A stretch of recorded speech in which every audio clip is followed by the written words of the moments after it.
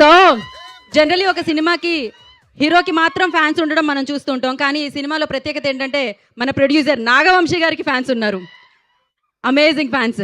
And అలాగే మన director Anudeep KV గారికి ఫ్యాన్స్ ఉన్నారు, అమేజింగ్గా. అఫ్కోర్స్ కయాదుకి విశ్వక్సేన్ గారి ఫ్యాన్స్ గురించి మనం చెప్పాలా చెప్పండి.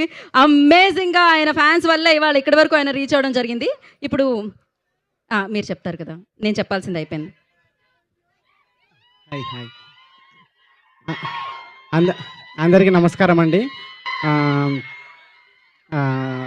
ఈ సినిమా గురించి చెప్పాలంటే ఇది కంప్లీట్గా ఫ్యామిలీ ఎంటర్టైనర్ అండి. మీరు ఫస్ట్ నుంచి లాస్ట్ వరకు ఫ్యామిలీతోటి ఎంజాయ్ చేసే సినిమా ఇది.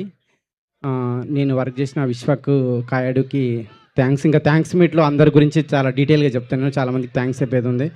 నాతో కలిసిన స్క్రిప్ట్ రాసిన జగన్కి థ్యాంక్స్, మా కెమెరామెన్ సురేష్, నేను తర్వాత భీమ్స్ గారు ఎన్ని ట్యూన్లు అడిగినా ఇచ్చినందుకు, తర్వాత మా ప్రొడ్యూసర్ నాగవంశీ గారికి థ్యాంక్స్ చెప్తూ February 13 సినిమా రిలీజ్ అండి. మీరు అందరూ డెఫినెట్గా చూసి ఎంజాయ్ చేస్తారని కోరుకుంటున్నాను. Thank you.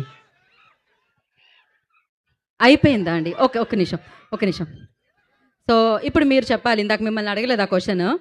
So promise day రోజు మీరు నిజం చెప్పాలి. అదేంటంటే మీరు ఇప్పటికిప్పుడు మనసులో నేను నాగవంశీ గారు అనగానే మీరు ఏమనుకుంటున్నారు? జై ఎన్టీఆర్. కాపీ కొట్టారు అక్కడి నుంచి మీరు కళ్ళ ముందే. ఎస్, ఇప్పటికిప్పుడు ప్రామిస్ డే కాబట్టి ఇప్పటికిప్పుడు నేను విశ్వక్సేన్ గారు అంటే మీరు ఏమనుకుంటున్నారు? జై ఎన్టీఆర్. సరే, ఇప్పటికిప్పుడు కయాదు గురించి మీరు ఏమనుకుంటున్నారు అని అడిగితే ఏం చెప్తారు? జై ఎన్టీఆర్.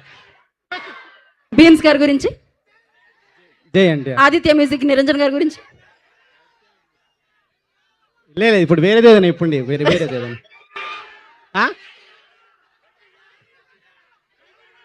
జై పవన్ కళ్యాణ్. ఓకే, ఇప్పటికిప్పుడు గీత గురించి?